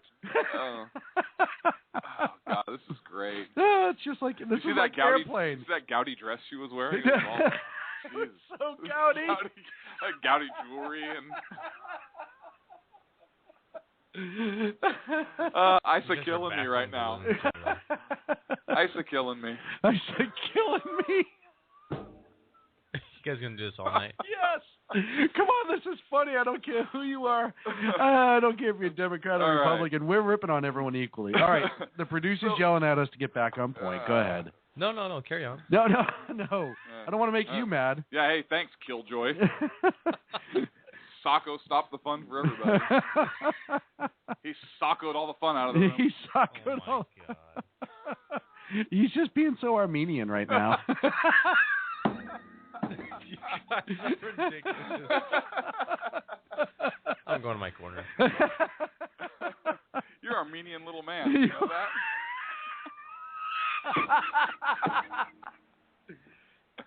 And so gay. I had to come back. That was good. That was so good. What were we talking about? I don't know, but this is more fun than whatever the hell we were just great. talking Something about Lerner. Hey, sit over there and be gay, Sacco. So in a good way. We took back the hate from that word. We can use it now. I know. That's what I'm saying. But according a committee found that Lois Lerner was a central role in the targeting of conservative groups. That they had information that uncovered that. So who knows if she'll be just a scapegoat or not, or how far up it goes. But I believe she is a key player. I think she's a very key player. And I think. I'm interested to see what Eric Holder's going to do. I don't think he's going to prosecute. I don't. I hope I'm wrong. Well, he has a job to do. He does. The House sent him a case in essence, and I think he should prosecute it, or at least present it to a grand jury, and let them make an independent decision. If a grand jury says no, there's not enough here. We don't believe she is in contempt. I'll be okay with that. Yeah, listen, can you take contempt to a grand jury? I would have to look into it. I believe you can. I believe you can. I don't know for sure. And there may be special exceptions in X, Y, and Z, but if you can, then I would have had a lot of respect for it if he picked up the file and immediately brought it to a grand jury and said, hey, you know what? This is completely on you. This is your job to decide. It's not really my job. The law dictates, and you decide whether or not this meets the elements of the law. And goes from there. I actually would give him some sort of credit for once in his miserable existence as Attorney General. Well, Holder does not get the case himself. I know we hold him responsible because he's the head guy of the agency. But Ronald Machin is the U.S. Attorney for the District of Columbia, and he would be the one. And he's the one that the case goes to. Now he can bring it to a grand jury. Matter of fact, he has a duty to, according to federal law, but it doesn't say whether it's mandatory or whether it's discretionary. That duty. Fox News wrote a good article that kind of lays that out a little bit. But Machin was appointed by President Obama. Oh, good. Yeah. Do you think he's in his office macking on all the girls? Well, hopefully he starts macking on Lerner. You know. Oh, that's dirty. I hope she learners her lesson after all this. I wonder if Holder. I hope in her next job she doesn't go after conservative groups or like target people and really learners her lesson. I hope she learners her Wouldn't lesson it be great if after he dropped the file off to Mac and Holder went back and he's like, "Yep, I got a Mackin all over Lerner right now." But then he would show that he was human and not just some sort of automaton controlled by the White House. So, listen, we'll find out soon enough. Not some kind of what? Automaton? Is that racist? No, why? What kind of racist pig are you? Why would you call him that? I wonder if he uses a BlackBerry as well. Let's see. Iggy's mom in the chat room. We love you for a reason. The 6 Dems to vote yes on the Lerner contempt was Barbara Barrow, Murphy of Florida, Peterson, McIntyre, and Ray Hall. Thank you so much, Iggy's mom in the chat. You are just awesome to us. Actually, probably better than you should be. You know what? Knock it off. Be a little bit meaner to us, huh? Oh, good. Eric Holder popped into the chat room. It would appear. E. Holder just came in, so it'll be interesting to see what the Attorney General has to say. Hey, Eric, if you have a chance, call in. We'd love to talk to you. 347-205-9399. We do have a very special screening process to make sure it's you. We're going to ask you a couple questions only you would know. So, 347-205. Don't worry about how we know. Just suffice it to say that we know. So answer honestly. So hopefully we'll find out something about that soon. But it is a big deal. There's been a lot going on, and it'll be interesting to see. I want to look up those 6 Democrats and get more information on them and see kind of their voting record. And our guest chatter, E. Holder, who I can only assume is the Attorney General. Who else would it be that would make something up like that? Right, because nobody would. And he says he's watching all of us. So that's good. You know what? I already knew that. Hey, guess what I'm doing right now? I know, and you're either telling somebody they're number 11 using 2 different hands, which is right. very hard to do which sometimes. Which is very difficult to do. Or I'm making the Roman numeral 2. I don't know who that was, but I give all the credit in the world to whoever popped out and decided to make Eric Holder. Bless you for making me laugh that well. And I know it's not Sacco because he's not that creative. So, oh, man. So hopefully in a few weeks we'll hear something, and it'll go quick. I hope they offer her I hope they offer her a chance to sidestep prosecution in lieu of information. And I think at this point she may be scared enough to take it. I think she's scared. Do you really? Yeah, I don't think do. she's scared. No, I don't think she ever thought it would go to contempt. And I think once she did, she knows. I think she'll be scared if they prosecute. If they decide to go forward. I don't think she's scared right now. Well, because I think she thinks that she'll still be protected. I think if somebody, if McDonald's or Mick and Mac goes up to him and says, "Hey, Miggity Mac, Miggity Mac," goes up to her and says, "Hey, you know what? We're going forward with this." What's forward? Forward. Oh. Forward. F-O-I-D. Forward. Okay. What's wrong with you? We're gonna go. We're gonna go forward with this, and if you don't start giving us some answers, it's gonna go into the hands of the. Faux wood. That sounds like faux wood, like pretend wood. Faux wood. Yeah, it is pretend wood. Okay, I just want to make sure we're talking about the same thing. We're gonna go pretend wood on this thing. This portion of the show is also brought to you by Oh wait.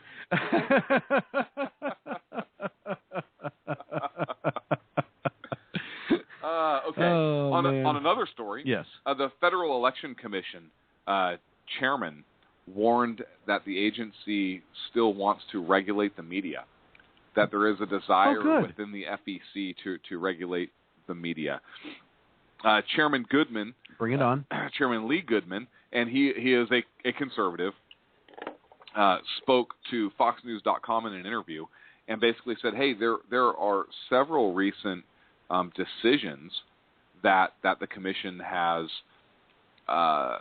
voted on or whatnot that talk about the FEC regulating media, and some of the votes are deadlocked 3-3. There's 6 people on the board when they should have been when they should have been struck down, and this included, according to the article. The interview, a 2010 complaint about the Sean Hannity show on Fox News, that there was an endorsement that went out on the radio show's distribution list, and apparently somebody said, "Well, hey, that accounts that is some form of contribution, and therefore we can regulate it." Now, there was also a complaint. There was another show that had a Republican and a Democrat on, but there was another party candidate that was excluded. Mm-hmm. And so the FEC again tried to get involved, saying that, well, this is some sort of equal time issue.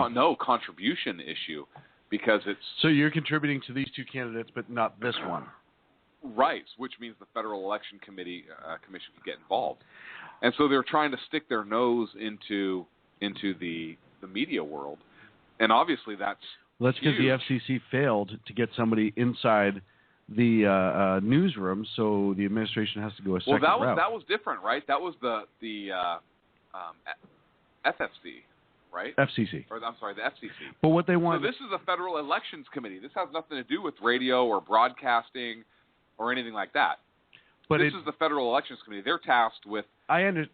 with maintaining fair elections, essentially, and making sure that people... It's supposed to regulate money in federal elections, right? Is what it's supposed to do, which has nothing to do with media time. But this still has another way for the administration to have a hand inside media rooms. Right. The FCC failed at getting in there because emails got leaked before it came to fruition. They had someone in. Now you have to undo it, which is harder.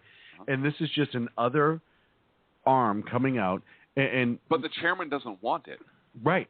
But there are other people on that board that do. Right. The fact that there's 3-3 is scary. Scary as the hell. The fact that there's 3 in there at all that think that this is okay, frightening. Is absolutely frightening. And it's something. This needs to be watched, and this story needs to be bigger than it is.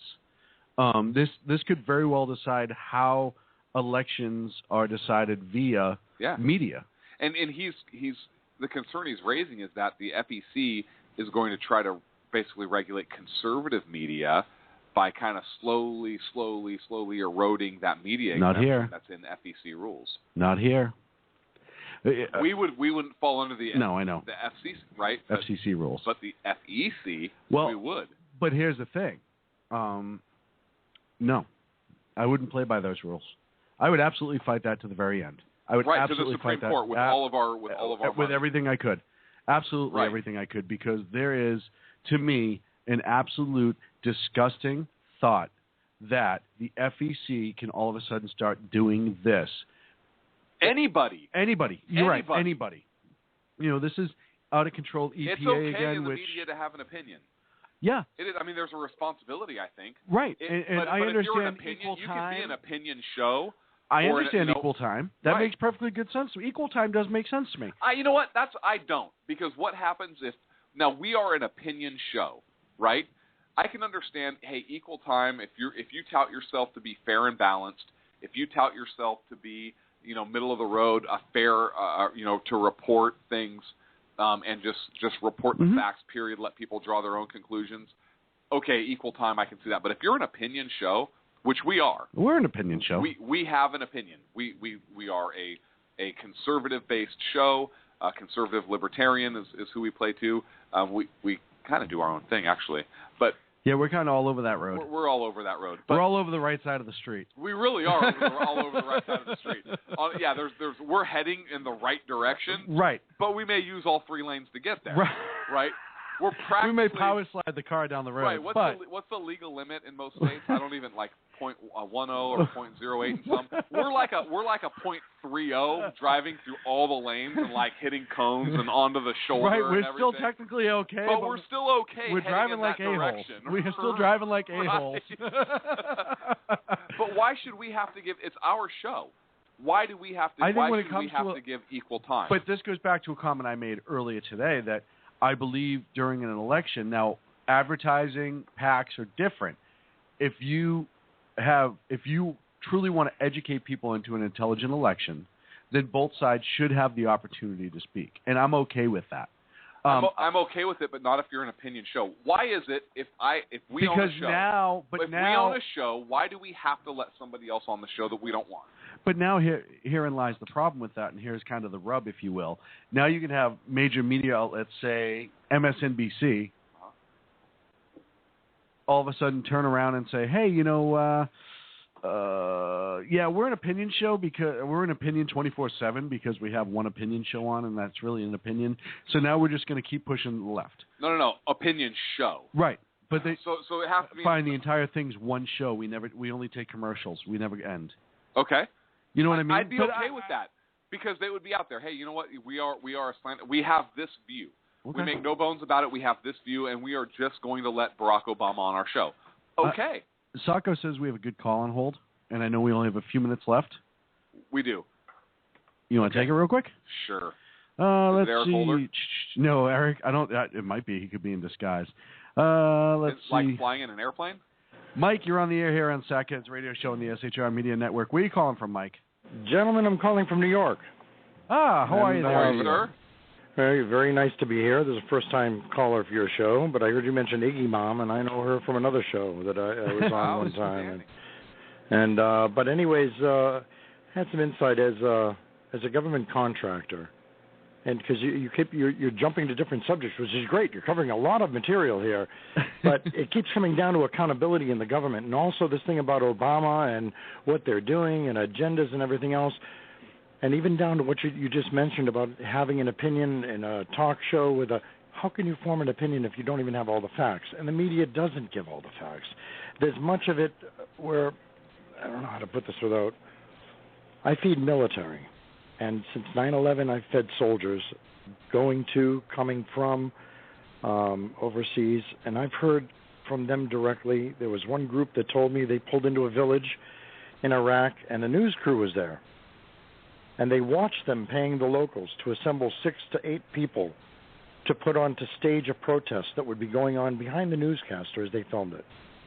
And the guys told me that they weren't allowed to say a word, but they know that footage ended up being shown back here in the U.S. Right, that got probably more play than everything else. So how they mislead us and the games, and I would have never known this. You think I ever knew the difference before I got involved with this? Never. Didn't have a clue. Things that I'd hear from the guys, and then the next day I'd hear a different twist to it in the news. But I'd see it in emails from the guys of this happened, or that because the soldiers stay in touch. The guys are great to deal with. It's not like the general public.